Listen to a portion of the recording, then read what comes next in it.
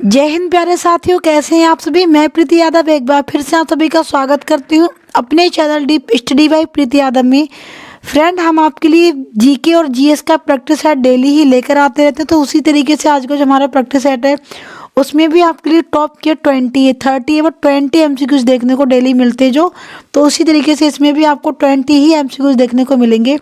ये जो हमारा प्रैक्टिस सेट है वो यूपी पुलिस भर्ती पर 2024 में जो चल रही है उनके लिए हमारा प्रैक्टिस सेट है ये, और इसमें आपको एनसीईआरटी के चुनिंदा प्रश्न देखने को मिलने वाले हैं। तो फ्रेंड, बहुत ही ज़बरदस्त प्रैक्टिस सेट हमारा आज का, और जुड़ जाइए सारे लोग। अगर आपने अब तक हमारे चैनल को सब्सक्राइब नहीं किया तो प्लीज़ सब्सक्राइब कर लीजिए और बेल आइकन को भी प्रेस कीजिए।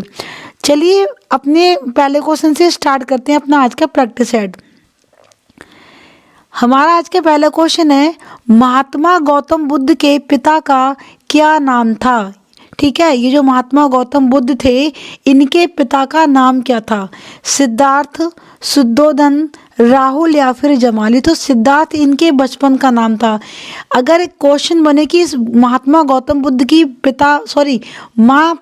माता का नाम क्या था, तो इनकी जो माता थी वो थी महामाया। ठीक है, जिनकी मृत्यु हो गई थी इनके जन्म के कुछ समय बाद ही।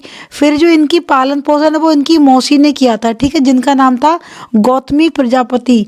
इनके पिता ने फिर उनसे शादी करी और उन्होंने ही इनका पालन पोषण करा था। तो अगर बात की जाए इनके बचपन का नाम तो सिद्धार्थ था। ठीक है, सिद्धार्थ क्या था, इनके बचपन का नाम था। राहुल इनके बेटे का नाम था, और ये जो जमाली यहाँ पर नाम आया है वो थे महावीर स्वामी के दामाद। ठीक है, जो उनकी पत्नी थी अनुजा प्रियदर्शनी, उनके पति थे ये जमाली। और जो इनके पिता का नाम था तो वो था शुद्धोधन, यानी ऑप्शन नंबर 2 बिल्कुल इसमें राइट हो जाएगा। ठीक है, तो इनके पिता का नाम क्या था, शुद्धोधन था। चलिए अगला देखेंगे क्वेश्चन अपना। सारे कॉन्सेप्ट क्लियर करते हुए चलेंगे, क्वेश्चन को सॉल्व करेंगे, साथ ही में उनसे रिलेटिव बहुत सारी चीज़ें भी देखने को इसमें मिलने वाली हैं आपको। अगला हमारा, महात्मा गौतम बुद्ध के शरीर त्यागने को क्या संज्ञा दी गई है। ठीक है, महाविनिष्क्रमण, महापरिनिर्वाण, प्रबोधान या फिर राजगृह। ठीक है, तो ये जो महात्मा गौतम बुद्ध ने अपने शरीर को त्यागा था, ठीक है, तो उस प्रक्रिया को क्या बोला गया, इसे बोला गया महापरिनिर्वाण। ठीक है, और महाविनिष्क्रमण क्या था, घर त्यागने की प्रक्रिया को महाविनिष्क्रमण बोला गया है बौद्ध धर्म में। ठीक उसी तरीके से शरीर त्यागने की प्रक्रिया को महापरिनिर्वाण बोला गया है। चलिए 2 क्वेश्चन हो गए हमारे क्लियर। अगला देखेंगे अपना क्वेश्चन नंबर 3। ये है, तृतीय बौद्ध समिति का आयोजन किसने कराया था। ठीक है, किसने कराया था तृतीय बौद्ध समिति का आयोजन। हर्षवर्धन, अशोक, अजातशत्रु या फिर कालाशोक। ठीक है, तो ये कराई थी, ये तीसरी जो थी बौद्ध समिति तो वो करवाई थी अशोक ने।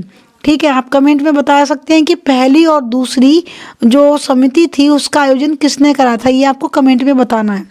चलिए अगला देखेंगे क्वेश्चन नंबर 4। ये है, अशोक ने तृतीय बौद्ध समिति का आयोजन किस स्थान पर कराया था। ये जो तीसरी बौद्ध समिति कराई थी तो वो किस स्थान पर कराई थी, आपसे इसमें ये पूछा गया है। पाटलिपुत्र में, राजगृह में, कुंडल वन या फिर वैशाली में। तो ये करवाई थी इन्होंने पाटलिपुत्र में। ठीक है, कहाँ पर, पाटलिपुत्र। पाटलिपुत्र किसे बोलते हैं, पाटलिपुत्र पटना को बोलते हैं, जो कि बिहार की राजधानी है भी। ठीक है, तो उसे पहले पाटलिपुत्र बोला जाता था, बाद में इसका नाम पटना हो गया। तो वहीं पर इनकी बौद्ध समिति इन्होंने करवाई थी, तीसरी बौद्ध समिति, सम्राट अशोक महान ने।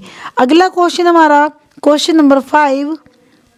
भारत, थोड़ा इसे ऊपर करेंगे इससे कि हमारे सारे ऑप्शंस एक बार में देखें। अब ठीक है, ये थोड़ा ज़्यादा ऊपर हुआ, अब ठीक है इतना। भारत के किस प्रदेश की सीमा 3 देशों, अच्छा देश नहीं होगा, प्रदेश की होगा। ठीक है, यहाँ पर ये देश बाई मिस्टेक से इसमें ऐड हुआ है ये। ठीक, ये नहीं होगा इसमें। भारत के किस प्रदेश की सीमाएं 3 देशों क्रमशः नेपाल, भूटान एवं चीन से मिलती हैं। आपको इसमें बताना है कि हमारे इंडिया का ऐसा कौन सा स्टेट है, कौन सा ऐसा राज्य है जिसकी सीमाएं 3 देशों से मिलती हैं, एक नेपाल से, भूटान से और चीन से। अब आपको दिखा दें, यहाँ पर ये हो गया यहाँ पर मैप में नेपाल, ये हो गया यहाँ पर भूटान और ये रहा यहाँ पर ये चीन। तो इसमें ऐसा कौन सा स्टेट है जो तीनों ही सीमाएं उससे मैच करती हैं? तो देखिए ये रहा हमारा यहाँ पर सिक्किम, इस सर्कल वाले एरिया में, ठीक है, ये इस एरिया में आपको ये यहाँ पर दिख रहा होगा, ये हो रहा सिक्किम। तो किससे सीमाएं मिलती हैं? 3 देशों की सीमाएं ये मिलती हैं हमारे सिक्किम से, यानी इसका ऑप्शन नंबर 4 बिल्कुल राइट हो जाएगा। क्लियर, चीज़ें आपको बहुत ही अच्छे से समझ में आ रही होंगी, उम्मीद है।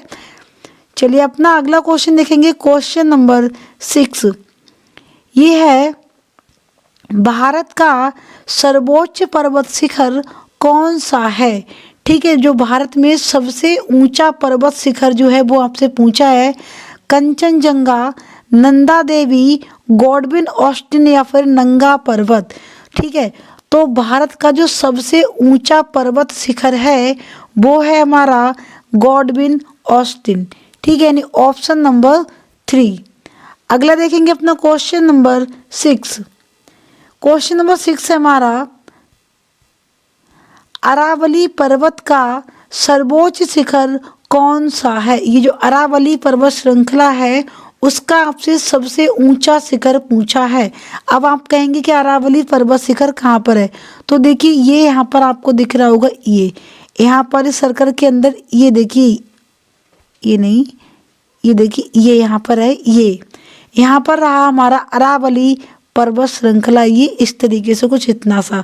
ठीक है, ये हमारा राजस्थान में पड़ता है और इसकी जो सबसे ऊंची जो पर्वत शिखर है, इसका सबसे ऊंचा वो है गुरु शिखर, यानी ऑप्शन नंबर 2 इसका बिल्कुल राइट हो जाएगा। क्लियर, अगला देखेंगे अपना क्वेश्चन नंबर 8। क्वेश्चन नंबर 8 है हमारा, निम्न में से सबसे प्राचीन पर्वत श्रेणी कौन सी है? इनमें से जो सबसे पुरानी पर्वत श्रेणी, आपको उसको नाम बताना है। सबसे नहीं, भारत की नहीं, जो यहाँ पर दे रखी है उनमें बताना आपको।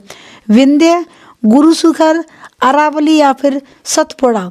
तो इसमें से कौन सी हो जाएगी? वो हो जाएगी अरावली। ठीक है, ये जो हमारे भारत की सबसे प्राचीन पर्वत श्रेणी है, जो कि आपको यहाँ पर ये डायग्राम में दिख रही होगी। ये देखिए यहाँ पर, ये रही हमारी अरावली पर्वत श्रेणी। ठीक है, चलिए अगला देखेंगे अपना क्वेश्चन नंबर 9। ये फिर से अशोक महान से ही रिलेटेड क्वेश्चन हमारा।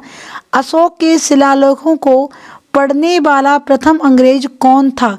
जिसने जो उन्होंने स्तंभों पर जो कुछ लेख लिखवाए थे, उनको पढ़ने वाला एक प्रथम अंग्रेज कौन था? John tower, Harry Smith, Charles Metcalfe या फिर जेम्स प्रिंसेप। तो ये कौन थे? ये थे जेम्स प्रिंसेप। इन्होंने अशोक के शिलालेखों को सबसे पहले पढ़ा था। अंग्रेजों में बात की जा रही है। अगला देखिए अपना क्वेश्चन नंबर 10 है हमारा, इनमें से अशोक महान किसका उत्तराधिकारी था? यानी किस राजा का उत्तराधिकारी था, या फिर यूँ बोला जाए कि किसका पुत्र था अशोक महान? चंद्रगुप्त मौर्य, बिंदुसार, कालाशोक या फिर उदयन।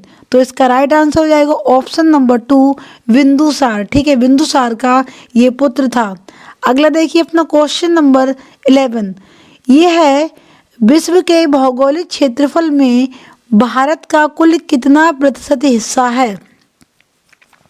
पूरे वर्ल्ड में जो एरिया है, भौगोलिक क्षेत्र है, उसका जो भारत में जो हिस्सा पड़ता है, जैसे कि देखिए यहाँ पर ये रहा हमारे पूरे, इसे थोड़ा ऊपर करते हैं, पूरे वर्ल्ड का मैप ये रहा यहाँ पर।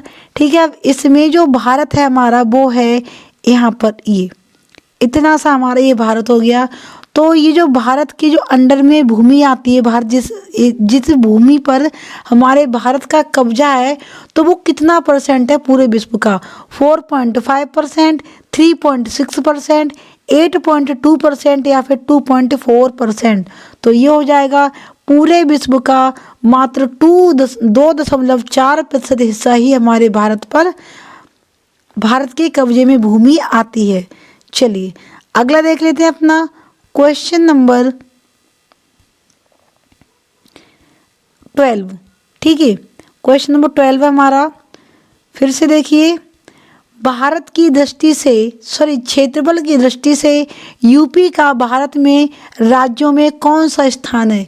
अगर क्षेत्रफल की दृष्टि से देखा जाए तो ये जो हमारी यूपी है उसका भारत में जो राज्य हैं उनमें कौन सा स्थान है?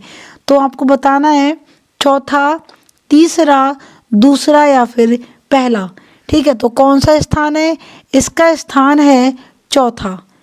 ठीक, चौथा स्थान हमारी यूपी का पड़ता है भारत में। अगला देखेंगे अपना, तो पहला जो पड़ता है वो है राजस्थान का, दूसरा है मध्य प्रदेश का, तीसरा महाराष्ट्र का और चौथा किसका है? चौथा है हमारे यूपी का। चलिए अगला देखेंगे क्वेश्चन नंबर अपना 13। क्वेश्चन नंबर 13 है हमारा, भारत की कुल कितने प्रतिशत भूमि उत्तर प्रदेश में कृषि करने योग्य है? ये जो पूरा भारत है उसमें से जो कृषि योग्य भूमि है, अगर उसकी बात की जाए, बंजर भूमि हटा दी जाए, नदियाँ तालाब हटा दी जाएं, ठीक है, जहाँ पर जिस हिस्से में हम रहते हैं, पार्क वगैरह, सड़कें, इन सारी भूमि को हटाकर अगर जिस भूमि पर कृषि की जाती है, अगर उस भूमि की बात की जाए तो हमारे उत्तर प्रदेश में ऐसी कितनी भूमि है? ठीक है, 16%, 18%, 22% या फिर 24%। ठीक है, तो वो कितनी है? वो है 22%, यानी ऑप्शन नंबर 3 ये रहा हमारा यूपी। तो यहाँ पर ठीक है, थोड़ा बड़ा करते हैं, ये रहा हमारा ग्रीन कलर का यूपी। तो इसमें जो भूमि है कृषि करने योग्य वो पूरे भारत का 22% है।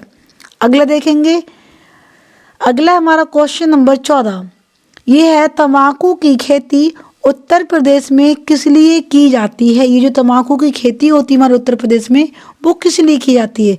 निर्यात हेतु, सिरा उत्पादन हेतु, खाने और हुक्का हेतु या फिर ये सभी?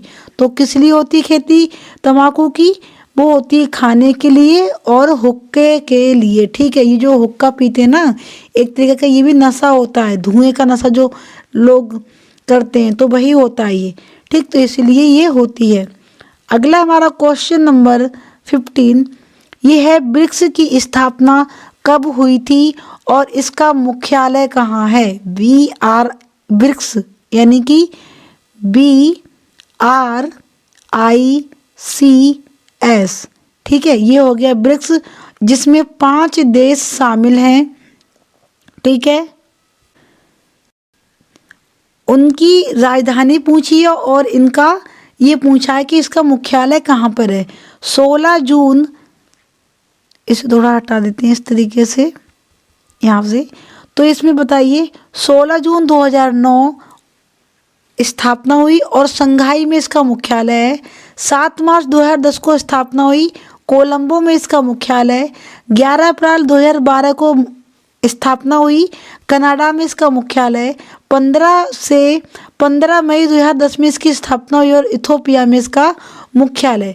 तो जो इसका राइट आंसर वो क्या होने वाला है? वो होने वाला है ऑप्शन नंबर 1। 16 जून 2009 को इसकी स्थापना हुई थी और संघाई में ब्रिक्स का मुख्यालय स्थित है, जो कि संघाई कहाँ पर है? चीन में पड़ता है संघाई। ठीक है, तो चीन के संघाई में इसका मुख्यालय है।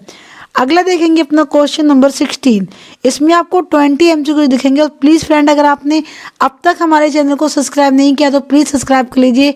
ऐसे ही प्रैक्टिस सेट हम आपके लिए डेली ही लेकर आते रहेंगे। अगला हमारा क्वेश्चन नंबर 16, यूनेस्को की स्थापना कब हुई थी और इसका मुख्यालय कहाँ पर है? ठीक है, यूनेस्को यानी कि देखिए यू से बना यूनाइटेड। ठीक है, जैसे हिंदी में बोलते हैं संयुक्त राष्ट्र शैक्षिक वैज्ञानिक एवं सांस्कृतिक संगठन, और इंग्लिश में यूनेस्को का फुल फॉर्म ही हुई द यूनाइटेड नेशनल एजुकेशनल, ठीक है, साइंटिफिक एंड कल्चर ऑर्गेनाइजेशन। ठीक है, ये हुई यूनेस्को की full form, united national educational scientific and culture organisation. ठीक है, तो इसकी स्थापना कब हुई, इसका मुख्यालय कहाँ पर है, ये आपसे पूछा गया है। 16 नवंबर 1945 को स्थापना हुई और पेरिस में इसका मुख्यालय है। 7 मार्च 1955 को स्थापना हुई कोलंबो में इसका मुख्यालय 11 अप्रैल, फिर है 11 अप्रैल, फिर से हट गई कोई नहीं, 11 अप्रैल 1912 को स्थापना हुई और कनाडा में इसका मुख्यालय है। 15 मई 1972 में स्थापना हुई और इथोपिया में इसका मुख्यालय। तो क्या है इसका राइट आंसर? ये हो जाएगा 16 नवंबर 1945 को तो इसकी स्थापना हो गई थी और पेरिस में इसका मुख्यालय है। ठीक है, चलिए अगला देखेंगे अपना क्वेश्चन नंबर 17। ये है नदियों के डैम से संबंधित यानी बांध से रिलेटिव। हीराकुंड बांध उड़ीसा राज्य की किस नदी पर बना हुआ है? एक क्वेश्चन हो गया कि हीराकुंड बांध किस राज्य में बना है, तो किस राज्य में? उड़ीसा राज्य में है। और उड़ीसा राज्य की इसमें पूछा है किस नदी पर बताना आपको, कावेरी नदी, श्रीशैलम नदी, महानदी या फिर गोदावरी नदी। तो ये हो जाएगा गोदावरी नदी पर। आपको कैसे याद रखना है कि हीराकुंड बांध, जिस नदी में हीरे होंगे तो वो नदी कैसी होगी? वो महान नदी होगी। तो महानदी पर बना हुआ है हीराकुंड बांध जो कि उड़ीसा राज्य में है। चलिए अगला देखेंगे क्वेश्चन नंबर 18। क्वेश्चन नंबर 18 है हमारा, भारत की सबसे बड़ी नदी कौन सी है? इनमें से हमारे भारत की सबसे लंबी नदी कौन सी है आपको बताना है। गंगा नदी, सिंधु नदी, महानदी या फिर गोदावरी नदी। तो सभी जानते हैं भारत की सबसे लंबी नदी कौन सी है, वो है गंगा नदी। चलिए अगला देखेंगे क्वेश्चन नंबर 19। क्वेश्चन नंबर 19 है हमारा, होमगार्ड भी एक लोक सेवक है, इससे संबंधित इनमें से एक कौन सा केस है? ये जो यहाँ पर मैंने कुछ केस दिए हुए हैं, इनमें से एक केस ऐसा है जिसमें जो संबंध रखता है कि होमगार्ड भी एक लोक सेवक है। ठीक है, तो बताना वो कौन सा केस है। बिपिन बनाम केरल, शेर सिंह बनाम स्टेट ऑफ पंजाब, अयोध्या मामले का वाद या फिर एच हॉस्कॉट बनाम महाराष्ट्र। तो कौन सा इसमें से सही जवाब? ये हो जाएगा पहले वाला यानी बिपिन बनाम केरल वाला। ये जो केस है वो है होमगार्ड भी एक लोक सेवक है। क्लियर। अगला देखेंगे अपना आज का लास्ट क्वेश्चन, ये है 20वां क्वेश्चन। ये है, निम्नलिखित में से किसको आईपीसी के तहत सजा दी जा सकती है?